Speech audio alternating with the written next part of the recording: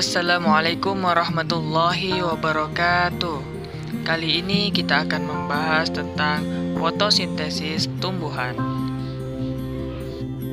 Sebelum saya memulai, perkenalkan, nama saya Muhammad Yusril, program studi guru madrasah ibtidaiyah, mata kuliah IPA MI SD.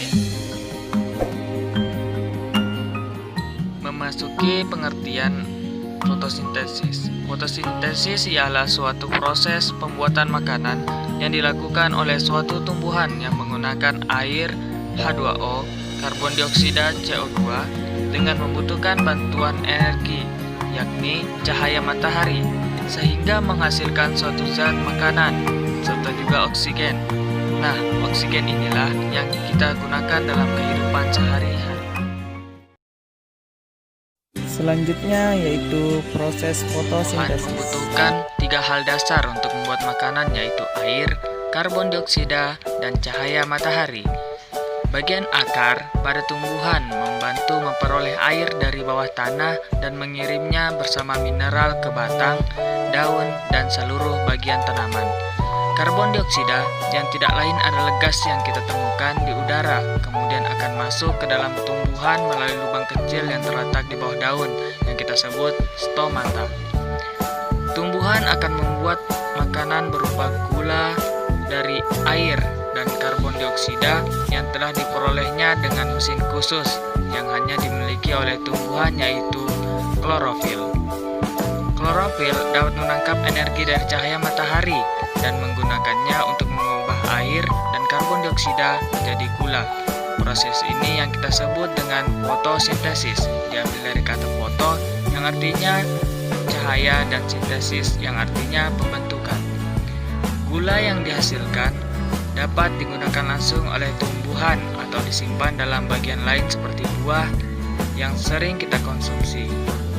Selain gula, produk lain dari fotosintesis adalah gas oksigen yang akan keluar melalui stomata ke udara, kemudian kita hirup dan gunakan untuk bernapas. Dari penjelasan tadi dapat kita tarik kesimpulan bahwa peranan fotosintesis bagi kehidupan makhluk hidup sangatlah. Selanjutnya kita memasuki faktor yang sangat mempengaruhi fotosintesis. Yang pertama, ketersediaan air. Kekurangan kadar air dapat menyebabkan daun layu serta stomata pada daun menutup, sehingga hal tersebut dapat menyebabkan penyerapan karbon dioksida itu menjadi kurang. Yang kedua yaitu konsentrasi karbon dioksida. Konsentrasi karbon dioksida juga dapat mempengaruhi proses fotosintesis. Hal ini disebabkan karena semakin tinggi konsentrasi karbon dioksida, maka akan semakin meningkat pula laju dari fotosintesis itu sendiri. Yang ketiga yaitu intensitas cahaya. Intensitas cahaya matahari juga bisa berpengaruh pada proses fotosintesis. Penyebabnya karena energi cahaya matahari sangat dibutuhkan oleh tumbuhan di dalam melakukan proses fotosintesis. Sebab semakin tinggi intensitas cahaya matahari itu, maka akan semakin banyak energi yang dibentuk sehingga dapat mempercepat hasil fotosintesis.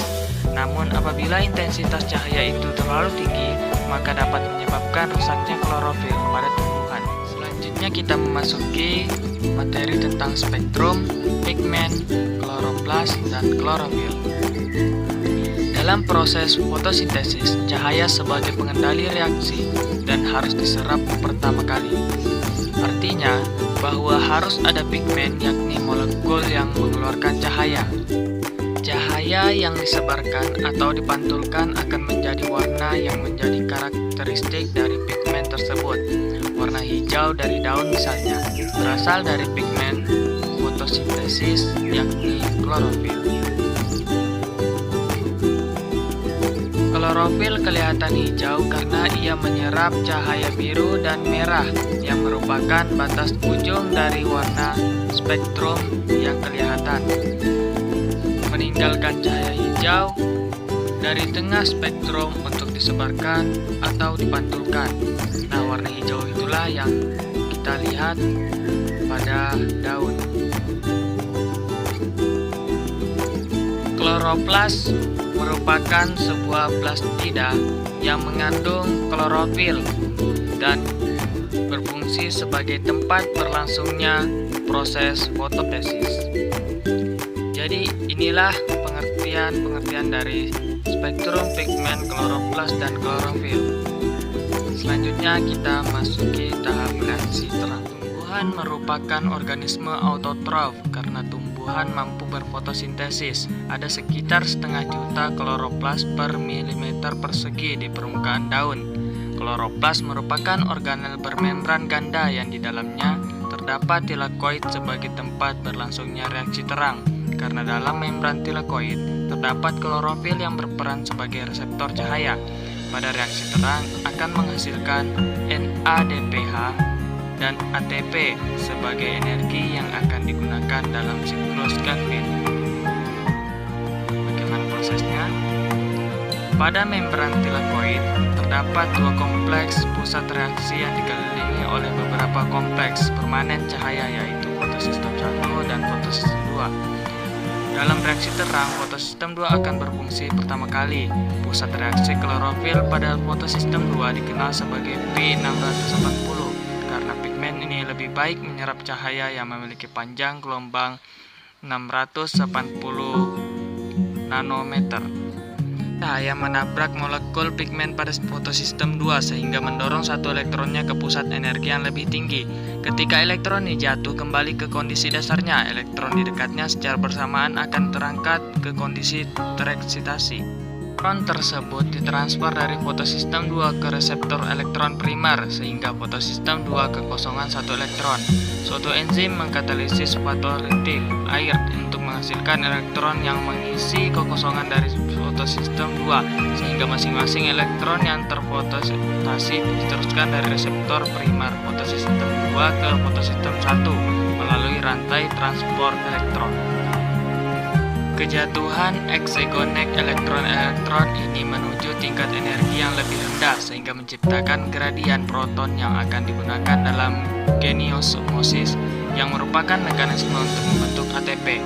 Selanjutnya, proton dari dalam stroma akan ditransfer ke dalam ruang tilakoid melalui membran tilakoid. Dengan cara ini, energi potensial yang tersimpan dalam bentuk gradien H+ akan didifusi melalui kompleks stance ATP yang akan digunakan untuk mensintesis ATP.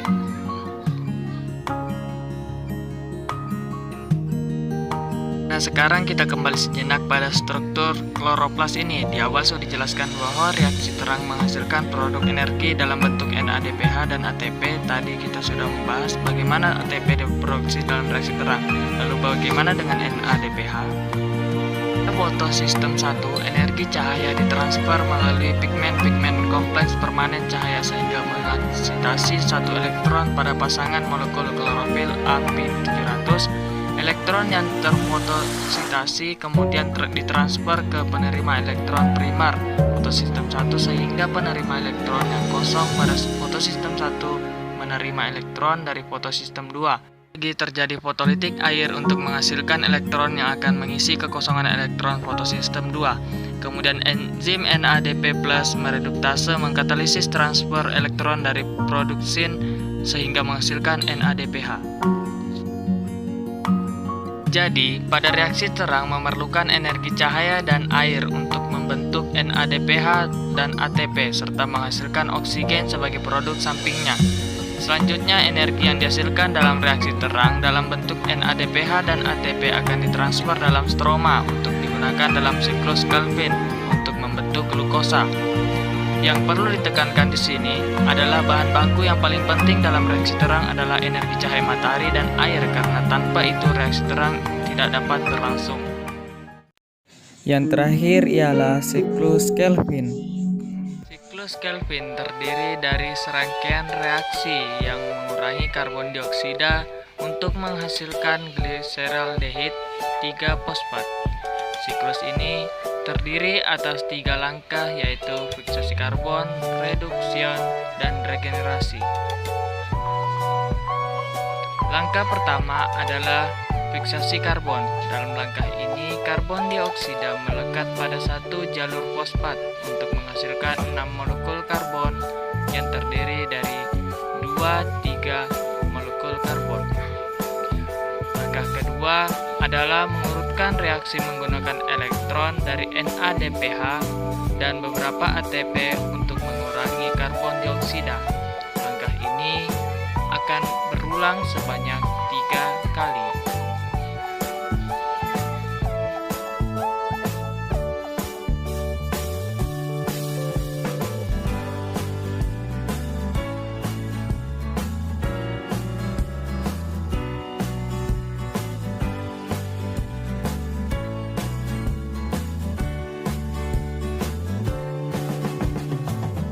Dan pada langkah terakhir, ribulosa 1,5 bifosfat diregenerasi, kemudian setiap langkah dari 5 siklus molekul gliseraldehid 3 fosfat yang digunakan untuk mereformasi 3 molekul ribulosa 1,5 bifosfat. Sisa dari gliseraldehid 3 fosfat kemudian digunakan untuk membuat glukosa asam lemak atau gliserol. Dibutuhkan 2 molekul gliseraldehid 3 fosfat untuk membuat 1 molekul glukosa fosfat, sehingga siklus Kelvin harus berjalan sebanyak 6 kali untuk menghasilkan 1 molekul glukosa, di mana glukosa fosfat juga merupakan molekul awal untuk sintesis Patli dan selesai. Mungkin sekian dari pemaparan materi tentang fotosintesis dari saya. Kurang dan lebihnya mohon dimaafkan. Saya akhiri. Wallahu muwaffiq ila aqwamit thoriq. Wassalamualaikum warahmatullahi wabarakatuh.